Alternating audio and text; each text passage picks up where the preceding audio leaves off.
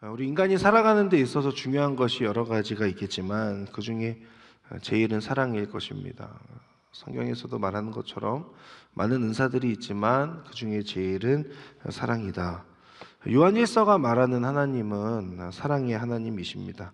하나님의 형상으로 지음받은 인간 또한 사랑이 중요하죠. 그래서 러시아의 작가인 톨스토이도 결국 사람은 사랑으로 산다라고 그렇게 이야기했습니다. 여러 명이 모여서 대화할 때 여러분 뭐 여러 대화들이 오가지만 가장 재밌는 대화 중에 하나가 사랑에 관한 대화가 아닌가 싶습니다.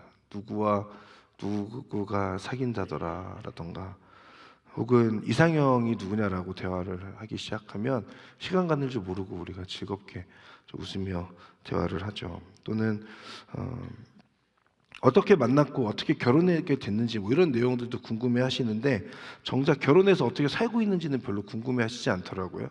그러니까 사랑에 관해서 이야기는 하지만 누가 누구 만났다 이런 얘기는 궁금해 하는 그런 모습들. 아마도 사랑 이야기는 궁금한데 사는 이야기는 별로 궁금하지 않은가 보다라는 그런 생각도 듭니다. 드라마를 봐도 영화를 봐도 뭐 소설책을 봐도 로맨스 장르는 물론이고 액션 뭐 판타지 혹은 뭐 역사물이든 다큐멘터리든 이런 것들에서 빠지지 않는 소재 중에 하나가 결국은 사랑이라는 생각을 합니다. 그만큼 인간에게 있어서 가장 중요한 어찌 보면 본질적이기까지도 하다고 할 수 있는 것이 제 사랑이라고 그렇게 볼 수 있겠습니다. 여러분 가요를 얼마나 들으시는지 모르겠는데 가요를 들어보면 가요의 대부분의 내용들이 뭐예요? 사랑에 관한 노래잖아요. 사랑을 뺀 노래들도 있지만 대부분의 가요는 이제 사랑에 관한 노래라고 할 수 있습니다. 오늘 우리가 보는 이사야 5장의 말씀, 하나님께서 하나님의 백성들을 향하여 부르시는 사랑의 노래를 담고 있습니다. 5장 1절 우리가 아까 읽었지만 우리 한 번 더 읽어보도록 하겠습니다. 시작. 이제 내가 사랑하는 내 임을 위해 노래하겠다. 이 노래는 그의 포도원에 관한 내 사랑의 노래다. 내 사랑하는 임은 비옥한 산자락에 포도원을 가지고 있었네. 아멘. 하나님께서 오늘 말씀 5장 1절의 말씀을 보면 하나님께서 부르시는 사랑의 노래라기보다는 사실은 1절을 자세하게 보면 이 노래를 부르는 이는 하나님이 아니라 이사야 선지자라는 것을 여러분 확인하실 수 있을 겁니다. 내가 사랑하는 내 임을 위해 노래하겠다. 여기서 내가 노래하겠다라고 할 때 그 나는 이사야인 것이고 사랑하는 내 님을 위해서 노래하겠다라고 할 때에 사랑하는 내 임은 하나님이신 거죠. 그래서 실제 노래를 부르는 이는 이사야라고 할 수 있어요. 그래서 1절부터 시작되는 노래가 내 사랑하는 님은 비옥한 산자락에 포도원을 가지고 있었네 라는 그 노래로 이제 시작하고 있습니다. 하나님께서 비옥한 산자락에 포도원을 가지고 있었다라고 하는 그 내용입니다. 그런데 이 노래가 독특한 부분은 3절부터 보면 따옴표 부분이 나오거든요. 그때부터는 주어가 그가 아니라 나로 바뀐다는 거예요. 그러니까 이때부터는 하나님의 노래인 거죠. 하나님의 말씀인데 그런데 이사야 선지자의 입을 빌려서 부르시는 말씀하시는 하나님의 노래가 되는 겁니다. 사랑의 노래. 결국은 이사야 선지자가 하는 노래이지만 이사야의 입을 빌려서 말씀하시는 하나님의 사랑의 노래가 되는 거예요. 사랑의 노래 얼마나 달콤하고 또 변함없는 신실한 하나님의 사랑이 기록되어져 있을까, 표현되어져 있을까 기대가 되죠. 그런데 아까 우리가 성경을 읽었지만 그 내용을 읽어보면 우리의 기대와는 전혀 다른 내용을 담고 있습니다. 이사야는 하나님을 향한 사랑의 노래를 부른다라고 그렇게 말하지만 그러나 하나님께서 하시는 말씀은 사랑의 표현과는 거리가 먼 말씀이에요. 사랑의 표현으로 인하여 설레는 마음보다 이 말씀을 읽으며 불편하고 자책감이 드는 그런 말씀인 거죠. 이사야의 표현처럼 사랑의 노래라고 부르기에는 어울리지 않는 내용인 것 같습니다. 그럼에도 불구하고 오늘 설교의 제목을 하나님이 부르시는 사랑의 노래라고 그렇게 지은 것은 하나님의 말씀 안에 담겨 있는 백성을 향한 사랑의 마음을 깨닫게 되기 때문입니다. 세상이 말하는 사랑의 노래와는 분명하게 다르지만 그러나 세상의 그 어떤 노래보다 백성을 향한 뜨거운 사랑의 마음, 그 마음으로 백성을 향하여서 노래하시는 그 하나님의 노래가 담겨 있다는 거죠. 그 내용을 우리가 함께 보기를 원합니다. 아까 1절과 2절의 말씀을 보았지만 이사야가 노래하는 하나님의 모습이 묘사되는데 1절, 2절 우리 한 번만 더 읽어보도록 하겠습니다. 시작. 이제 내가 사랑하는 내 임을 위해 노래하겠다. 이 노래는 그의 포도원에 관한 내 사랑의 노래다. 내 사랑하는 임은 비옥한 산자락에 포도원을 가지고 있었네. 그는 땅을 파고 돌을 골라내고 아주 좋은 포도나무를 심고 한가운데는 망대를 세우고 포도짜는 틀까지도 깎아놓고서 좋은 포도가 열리기를 기다렸는데 들포도가 맺히고 말았네. 이사야가 사랑하는 하나님을 위한 노래, 이 노래는 하나님의 포도원에 관한 이사야의 사랑의 노래입니다.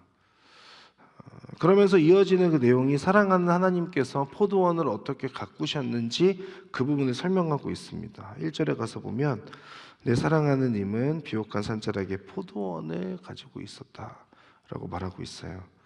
먼저 이 비옥한 산자락에 포도원을 가지고 있었다.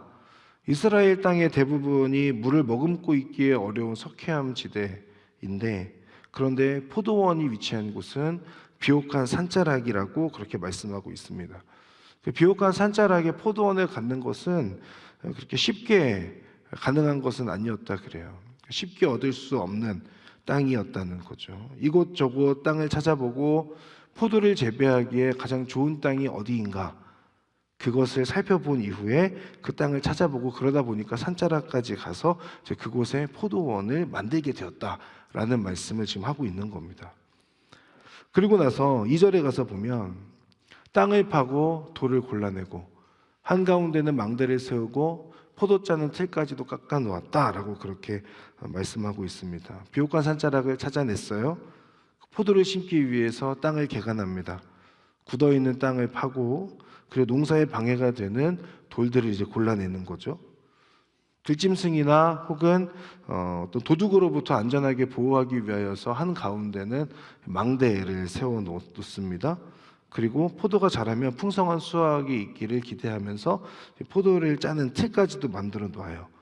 포도를 얻기 위해서, 좋은 포도를 얻기 위해서 어느 정도로 행했는가? 이것을 4절에 가서 보면 이렇게 설명하고 있습니다. 내가 내 포도원을 위해 더 어떻게 해야 한다는 말이냐? 내가 거기에서 하지 않은 일이 무엇이냐라고 말씀하고 있어요.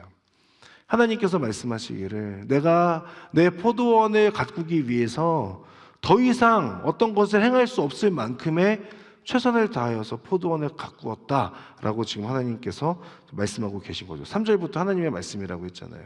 하나님의 직접적인 말씀, 거기에서 하지 않은 일이 없을 만큼 더 이상 어떤 것을 할 수 없을 만큼 내가 최선을 다하여서 포도원을 가꾸었다라고 말하고 있습니다. 모든 정성을 쏟아서 포도원을 만들 땅을 찾고 세운 포도원을 위해서 온갖 노력을 다하고 있는 농부의 모습이 하나님의 마음이라는 거죠. 그리고 그런 포도원의 2절을 보면 아주 좋은 포도나무를 심었다고 말씀하세요. 아주 좋은 포도나무, 개역개정에서는 극상품 포도나무라고 되어 있습니다. 극상품 포도나무, 우리말에서는 아주 좋은 포도나무. 그런데 이 부분도 영어로 보면 더 초이스트 바인스라고 되어 있습니다. 그러니까 가장 좋은 것을 선별하여 내서 선택해서 심었다는 거죠.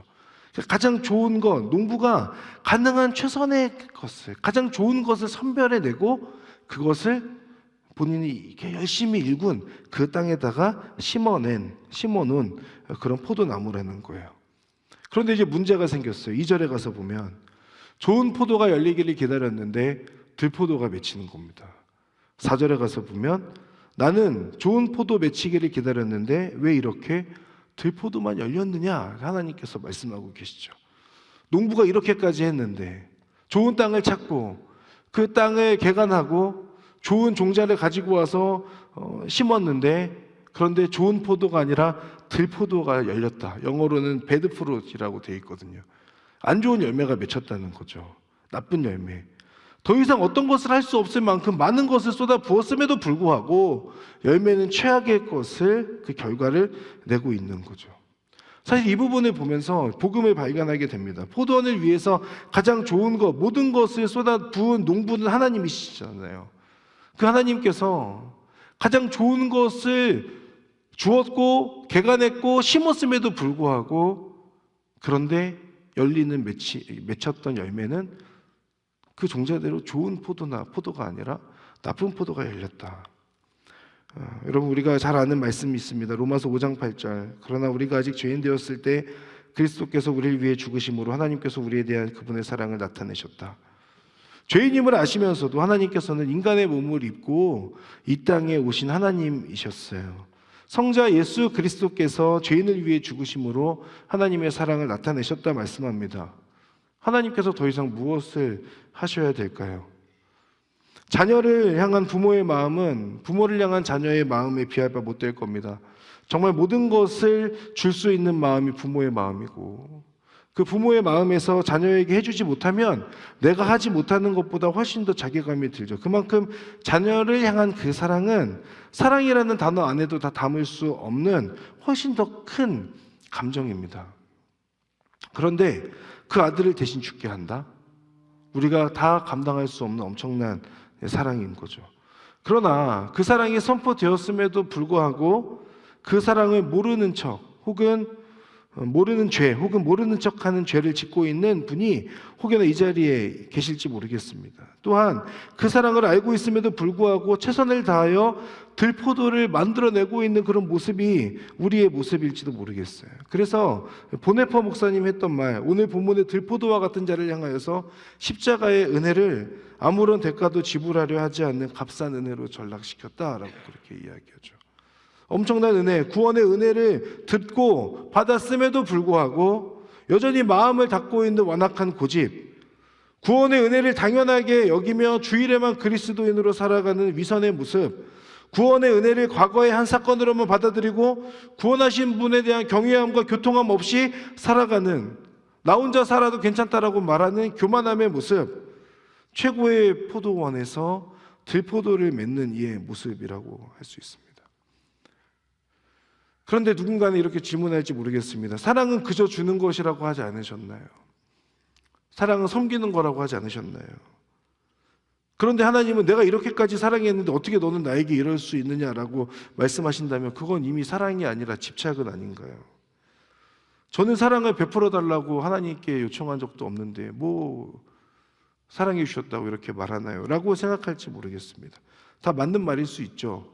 그러나 그런 질문, 혹여나 그 마음에 그런 질문이 여러분 마음에 생겨나는 분이 있다면 저는 이렇게 답하고 싶습니다. 그러면 그냥 그대로 방관하는 것이 정말 좋은 것인가? 여러분, 누군가가 저 끝에 절벽이 있음을 여러분은 저 끝에 절벽이 있는 걸 아는데 누군가 그 절벽을 향해서 달려가는 사람이 있다면 그냥 그 사람을 내버려 두실 거예요. 하나님의 분노는 자신의 이기적인 욕구가 채워지지 않아서 생기는 집착이라고 볼 수 없고, 사랑하는 대상이 죄와 이기심 속에서 스스로를 파괴하고 망가져가는 모습을 차마 더 이상 두고 보실 수 없는 아버지의 피 끓는 아픔의 마음이지 않을까.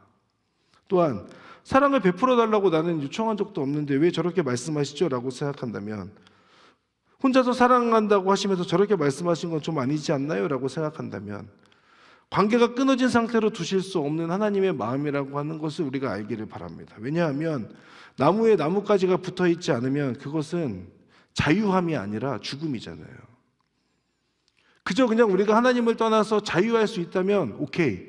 근데 하나님을 떠나서는 우리가 누릴 수 있는 것이 자유가 아니라 사망밖에 없어요. 죽음밖에 없어요. 그렇다면 그 죽음을 향하여서 가는 그 영혼을 그냥 그대로 내버려 둘 것인가? 창조주 하나님과의 관계가 끊어지는 인간의 삶은 비참할 수밖에 없습니다. 왜냐하면 그 끝은 결국 죽음이니까. 하나님이 포기하실 수 없는 이유가 여기에 있죠. 사랑하는 인간이 하나님을 떠나면 결국 그 삶은 완전히 파괴될 것을 아시기 때문에 이기적으로 무조건적인 사랑을 베푸실 수밖에 없는 겁니다. 왜? 내가 사랑하는 이 자녀들이 죽음을 향하여서 계속 가기를 원하시지 않는 하나님의 그 사랑의 마음이 있기 때문에 그런 거죠. 그러니 여러분, 오늘 이 본문 속에서 먼저 우리가 기억할 것은 여러분을 향한 하나님의 구구절절한 사랑의 노래, 사랑의 마음입니다. 하나님께서 가장 좋은 것을 내기 위하여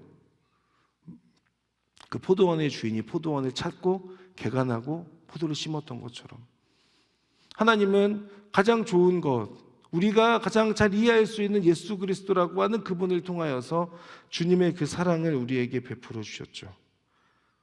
그 사랑이 너무너무 간절하여서 끝까지 포기할 수 없는, 하나님을 믿겠다라고 말하고 또다시 돌아가서 하나님이 없는 것처럼 살아가는 우리의 모습, 수백 번 배신을 당해도 또다시 사랑할 수밖에 없는 하나님 아버지의 마음이 포도원 주인의 마음인 거예요.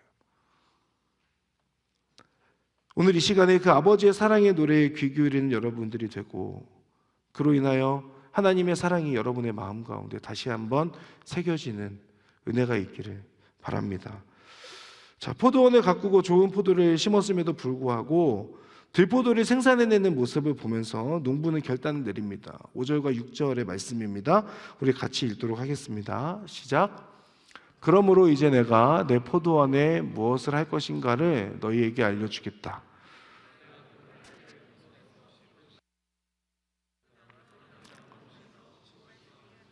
하겠다. 그곳을 황폐하게 버려두겠다. 가지치기도 하지 않고 김도 매주지 않고 가시나무와 찔레나무가 자라나게 하겠다. 내가 먹구름에게도 명령해 포도원 위에는 비를 뿌리지도 못하게 하겠다. 아멘. 좋은 것을 심었고 좋은 열매를 기대하고 있었지만, 그러나 들포도 안 좋은 열매만을 계속 맺고 있는 그 상황을 그냥 그대로 내버려 두시지 않으세요. 사랑의 반대말이 방관과 무관심인 것처럼 들포도를 내는 그 모습을 그냥 그대로 내버려 두지 않으시고 조치를 취하시는 장면이 나옵니다. 세 가지 행동이라고 볼 수 있어요. 이것을 하나님, 예수님, 성령님, 삼위일체 하나님으로 설명을 해보려고 하는데, 첫 번째는 하나님의 보호하심입니다. 5절에 가서 보면 내가 그 울타리를 걷어내서 그곳이 망가지게 하겠다. 그 담을 헐어내어 그곳이 마구 짓밟히게 하겠다라고 말씀하십니다. 이 세상을 창조하시고 모든 것을 주관하시는 성부 하나님의 그 보호와 섭리하심이 떠나갈 것에 대한 말씀이죠. 울타리를 걷어내고 담을 허물어내는 것은 더 이상 보호하지 않으시겠다는 것, 그리고 세상의 공격으로부터 그냥 내버려 두겠다라고 하는 의지라고 할 수 있습니다. 하나님은 나의 산성이 되시고 나의 삶을 주관하시며 보호하시는 분이신데, 나를 향한 하나님의 보호의 그 울타리가 거치게 되면 우리는 세상 앞에서 무방비로 노출될 수밖에 없는 거죠. 그런데 이 말씀은 내 힘으로 혹은 내 능력으로 내 삶의 담장을 쌓고 내 능력으로 안전을 유지할 수 있다라고 하는 그 교만함에 대한 지적으로 볼 수 있어요. 역설적으로 고아와 같이 내버려 두지 않으시고 눈동자와 같이 지키시는 그 하나님의 보호하심이 없이는 이 험한 세상을 살아갈 수 없다라고 하는 것을 인정해야 한다라고 하는 강력한 호소인 거죠. 하나님의 그 호소, 사랑의 노래. 울타리가 사라질 때, 그 막힌 담, 그 담이 허물어질 때 나 스스로가 쌓아놨던 그 담이 얼마나 별것 아니었는지, 그리고 그 담이 없어짐으로 인하여 하나님의 보호하심으로부터 벗어나고자 하는 그 모습에서부터 얼마나 그것이 헛된 것인지, 세상에서 그저 나는 연약한 존재일 뿐인지라고 하는 것을 깨달아 알게 하려고 하는 하나님의 허무심이라고 볼 수 있다는 거죠. 6절에 가서 보면 6절은 이렇게 설명합니다. 그곳을 황폐하게 버려두겠다. 가지치기도 하지 않고 김도 매주지 않고 가시나무와 찔레나무가 자라나게 하겠다. 이 부분은 예수님의 은혜와 관련되어져 있다고 볼 수 있습니다. 가지를 치고 김을 메고 가시나무와 찔레나무가 자라지 않게 하는 농부의 수고는 하나님 예수 그리스도의 은혜의 말씀이죠. 요한복음 15장을 보면 예수님께서는 자신을 참 포도나무라고 그렇게 말씀하십니다. 그러면서 15장 3절에 가서 보면 말씀으로 깨끗하게 한다라고 그렇게 말씀하시는 부분이 나와요. 말씀으로 깨끗하게 한다. 말씀이 멈추고 가지치기가 이루어지지 않으면 인간의 타락한 본성, 인간의 그 죄의 본능이 계속해서 자라나는 거죠. 그것을 가시나무와 찔레나무가 자라는 것으로 설명하고 있습니다. 그로 인해서 내 영혼에 가시나무와 찔레나무가 계속 자라나는 것. 이것은 주님께서 내 삶에 오셔서 없애야 하시는 없애야만 하는 가지치기의 영역들이 우리 안에 있다는 것을 알려주시죠. 주님의 말씀으로 인하여 나를 찌르는 것은 고통이 아니라 은혜다라고 하는 겁니다. 죄의 저주에서 건져내시어 좋은 열매를 맺기 위한 가지치기는 십자가에서 선포된 주님의 그 은혜를 마음에 새길 때에 이루어질 수 있습니다. 이 은혜가 멈추어지는 순간 그나마 맺던 들포도마저도 아예 사라지는 메마른 심령이 되는 거예요. 내 안에 계속해서 자라나고 있는 가시와 찔레와 같은 진정 좋은 열매를 맺지 못하게 하는 것들을 어떻게 하면 없앨 것인가에 대한 우리 안에 고민이 필요하죠. 근데 그 고민은 예수님의 은혜에 기대고 주님을 경외할 때, 주님의 말씀을 통하여서 나의 삶을 비추고 조명할 때, 그 말씀을 붙들고 살아갈 때 그 가시나무와 찔레나무들이 내 안에서 자라나지 않도록 막을 수 있다. 세 번째 6절의 말씀 뒷부분을 보면 내가 먹구름에게도 명령해 포도원 위에는 비를 뿌리지도 못하게 하겠다. 성령님의 임재하심. 나무가 자라는데 반드시 필요한 것은 햇빛과 비잖아요. 수분이 필요하죠. 그런데 먹구름을 내가 명령하고 비를 뿌리지 못하게 하겠다라고 하는 말씀을 하고 계세요. 창조주 하나님께서, 이 세상을 주관하시는 하나님께서 먹구름에게 명령하시는 거 어려운 일 아니고, 그런데 그 먹구름을 명령하셔서 비를 내리지 못하게 하시는 것, 비가 내리지 않으면 결국은 그 나무는 말라 죽게 될 것 아닙니까? 하늘의 문이 닫히고 성령의 임재와 성령의 그 단비가 우리의 삶에 찾아오지 않으면 우리의 신앙은 그저 형식과 껍데기만 남은 말라 비틀어져 가는 그런 신앙이 될 것입니다. 그러면 잘 가꿔진 포도원에 좋은 포도 씨앗이 심겨 있다고 한들 어떤 의미가 있을까요?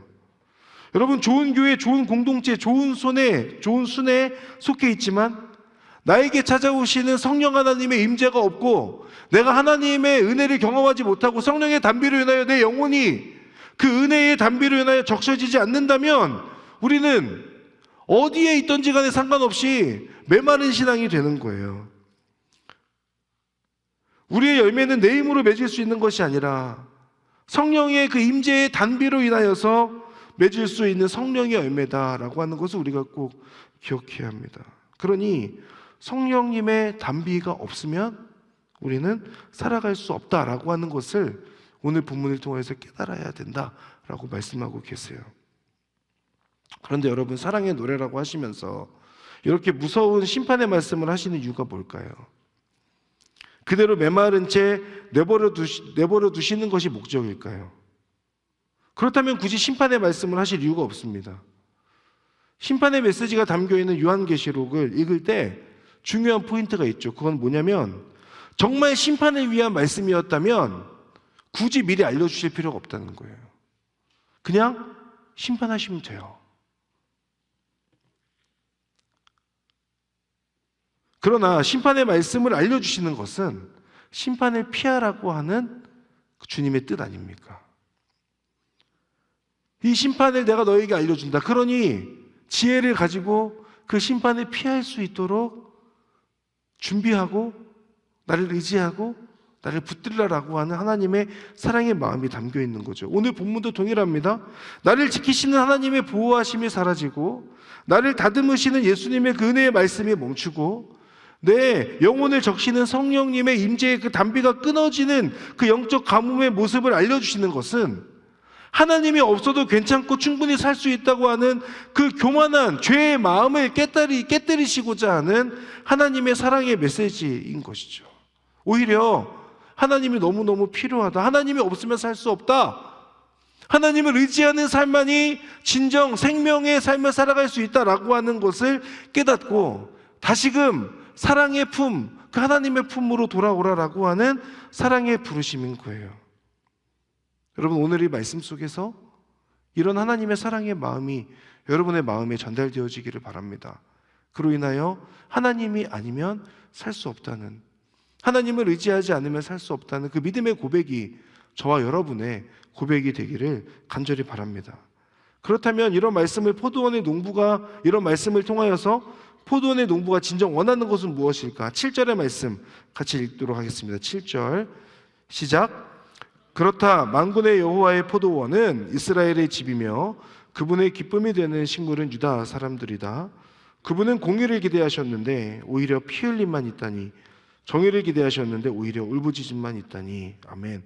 하나님을 아프게 한 들포도의 정체는 하나님께 선택을 받았던 이스라엘 민족, 이스라엘 사람들이에요. 그러면서 재미있는 표현이 하나 나옵니다. 7절에 보면 공의와 피 흘림, 이제 개역개정에서는 피 흘림을 포악이라고 설명하고 정의와 울부짖음이라고 설명하는 부분이 나옵니다. 하나님께서 원하셨던 것은 공의인데 그 공의가 결국은 공의였지만 피 흘림으로 드러나게 되고 열매를 맺게 되고, 그리고 또 하나는 정의였지만 실제로는 울부짖음. 이 부분을 히브리 원문으로 보면 이렇습니다. 공의 잘 보이시는지 모르겠는데 공의는 미슈파트, 근데 피 흘림 포악은 여기 보시면 미스파흐라고 되어 있죠. 그리고 그 다음에 나왔던 정의를 원하신다고 할 때 그 정의는 체다카이고 울부짖음, 부르짖음은 체아카입니다. 무슨 얘기냐면 그 철자 한두 개를 가지고 마치 언어 유희인 것처럼 설명하고 있는 거예요. 우리는 이게 이 내용을 읽으면 공의, 피 흘림 딱히 와닿지 않고 정의, 울부짖음 이게 무슨 말이지? 라고 싶지만 이것을 히브리어로 읽는 그때 당시의 사람들 입장에서는 이 부분이 명확하게 보여진다는 거예요. 미슈파트를 원했지만 미스파흐를 맺게 되었고, 체다카를 원하셨지만 체아카를 결국 낳았다라고 하는 그 말씀을 하고 있는 겁니다. 비슷한 발음이지만 그러나 뜻은 전혀 다른 거죠. 하나님의 올바른 통치, 그 공의가 있기를 기대하고 공의를 외치는 것 같았지만 그 결과는 결국 피 흘림만 가득했다라고 하는 것.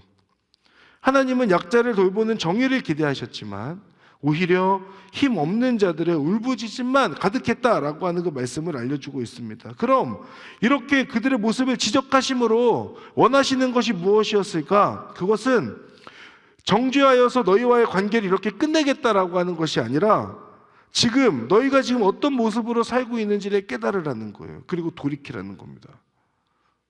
내가 너희들에게 원했던 것은 공의와 정의이지만 너희들은 피 흘림으로 열매 맺고 울부짖음으로 열매 맺는 그 모습을 너희들 깨달아야 돼. 그리고 그 모습에서 그대로 있으면 안 되고 다시 그 미슈파트와 체다카를 더욱더 추구하는 삶을 살아야 돼. 돌이켜야 돼. 라는 말씀을 하고 있다는 거예요. 하나님께서는 들포도만 맺고 있는 이들을 향하여서 여전히 너희는 여호와의 포도원이고 그리고 그분의 기쁨이 되는 식물이라고 부르세요. 보세요. 7절에 가서 보면 다시 한번 7절 한 번만 더 보여주시겠어요?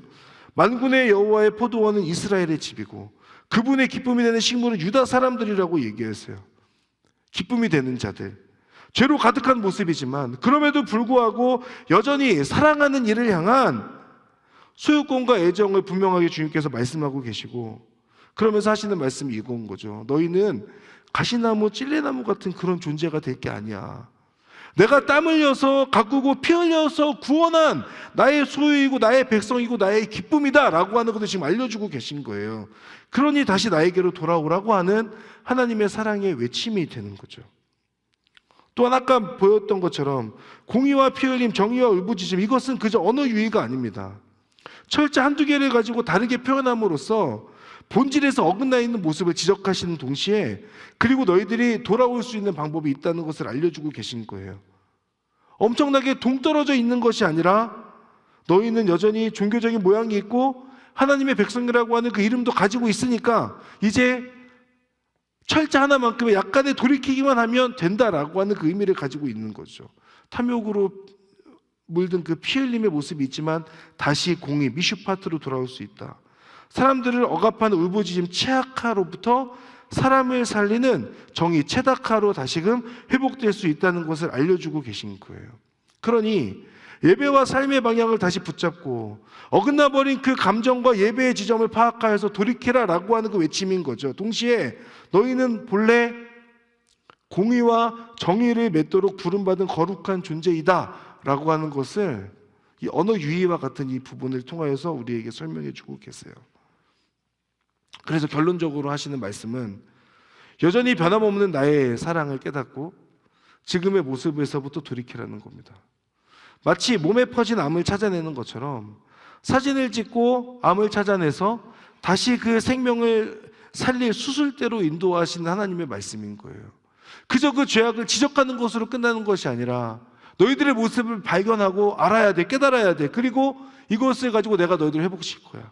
그런 그 영적으로 죽어가는 영혼을 위한 회복의 메시지, 사랑의 메시지라고 할 수 있어요. 그러면서 하나님께서 여전히 나의 소유, 나의 백성, 나의 기쁨이라고 말씀하고 계신 거죠. 동시에 지금 바로 돌이켜 주님께 나아오라 촉구하고 계신 거예요. 여러분, 영혼의 수술대로 인도하시는 하나님께 순종함으로 돌이키는 여러분들 되시기를 바라고 하나님께 나아가는 우리 모두가 되기를 바랍니다. 내용들을 정리해 볼게요.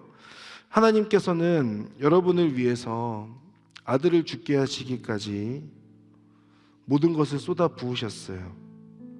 그런데 우리는 그 어느 것과도 비교할 수 없는 은혜를 경험했음에도 불구하고 그 은혜를 값싼 은혜로 전락시키며 나의 고집과 위선과 교만으로 살고 있지는 않은지를 돌이켜 보아야 할 것입니다. 오늘 여러분을 향하여서 사랑의 노래를 부르고 계신 하나님은 우리의 모습에 있는 그런 고집과 위선과 교만을 꺾고 하나님께 돌아오라고 말씀하고 계십니다. 또한 하나님을 향한 경외함의 마음이 없는데 내 삶이 그래도 비교적 평안하고 만족스럽다면 로마서의 말씀처럼 오히려 그것이 방관과 무관심일 수 있음을 여러분 깨닫고 하나님께 돌이키는 것이 필요합니다. 그로 인하여서 하나님의 보호하신 그 울타리가 없으면 내가 살 수 없다는 것, 예수님의 말씀이 아니면 온갖 죄의 모습만 가득하다는 것, 성령님의 은혜가 아니면 나의 영혼은 그저 메마를 것이다 라고 하는 것을 깨닫고 그 하나님께 도움을 요청하라는 것이에요. 죄의 모습을 깨닫게 하시는 것은 영적 수술대로 가는 것과 같아요. 영적 질병을 깨닫지 못함이 오히려 더 큰 질병을 낳게 되겠죠. 그러니 오늘 이 시간 말씀을 통하여서 하나님께서 여러분의 모습 속에 담겨있는 내 안에 있는 어떤 영적인 병의, 질병의 모습들을 깨닫게 하신다면 그것을 가지고 하나님께 간구하고 고쳐달라고 요청하는 것이 이제 우리에게 필요한 거죠. 사랑하는 여러분, 오늘 본문의 들포도와 같은 모습이 혹여나 우리의 삶은 아닙니까?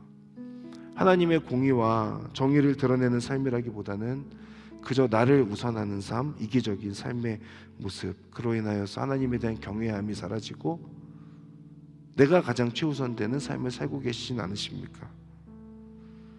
하나님을 경외한다고 말하지만 하나님의 마음과 뜻에는 그다지 관심 없는 모습으로 살고 있지는 않으십니까? 그냥 이렇게 구원받고 이 정도 신앙이면 됐어 라고 생각하며 안주하고 교만한 모습은 혹시 아니십니까? 공동체 안에서 사랑을 받는 것은 좋은데 사랑으로 섬기는 부분에 있어서는 인색한 모습으로 살고 계신 것은 아닙니까?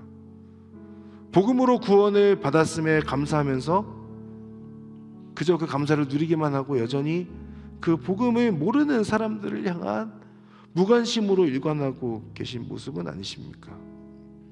이런 깨달음을 통하여 하나님께서 오늘 우리에게 알려주시는 이 이사야 5장 1절부터 7절의 말씀은요, 들포도를 맺는 게 아니라 좋은 열매를 맺어야 된다는 말씀을 하고 계신 거예요.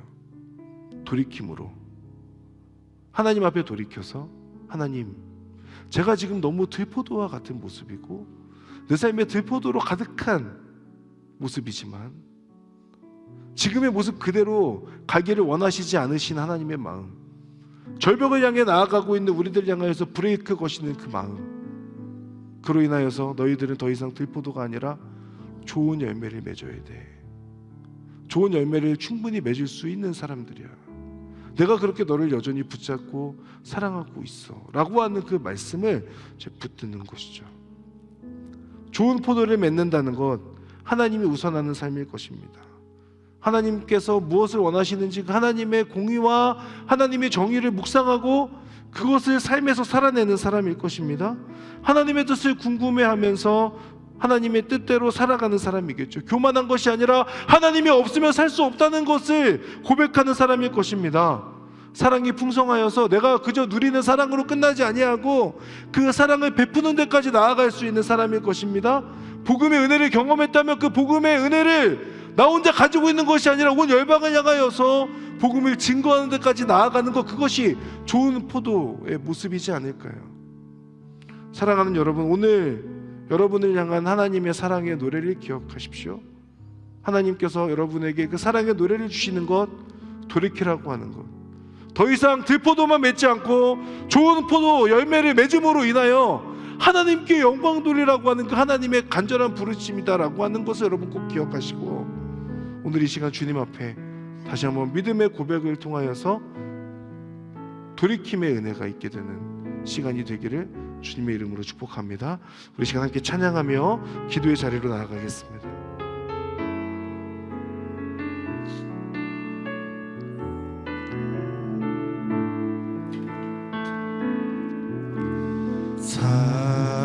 사랑하는 내 딸아, 너의 자금도 내겐 귀하다. 너와 함께 걸어가는 모든 시간이 내게 힘이라. 사랑하는 아들아, 내 연약함도 내게 금이라. 너와 인해 잃어버린 너의 양들이 돌아오리라.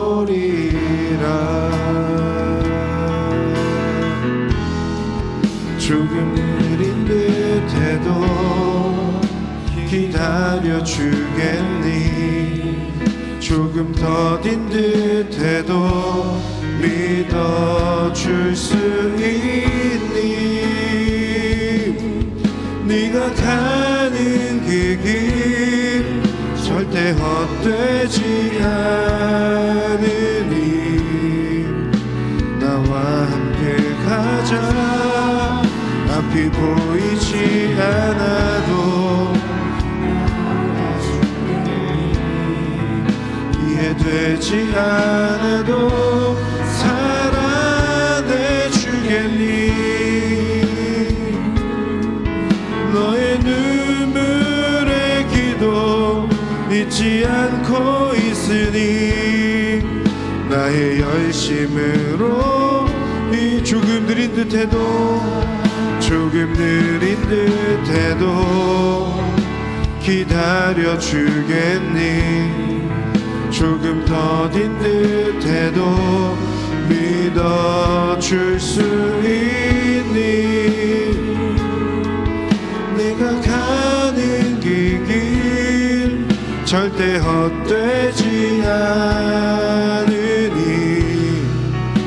나와 함께 가자. 앞이 보이지 않아도 나아가 주겠니? 이해되지 않아도 살아내 주겠니? 너의 눈물의 기도 잊지 않고 있으니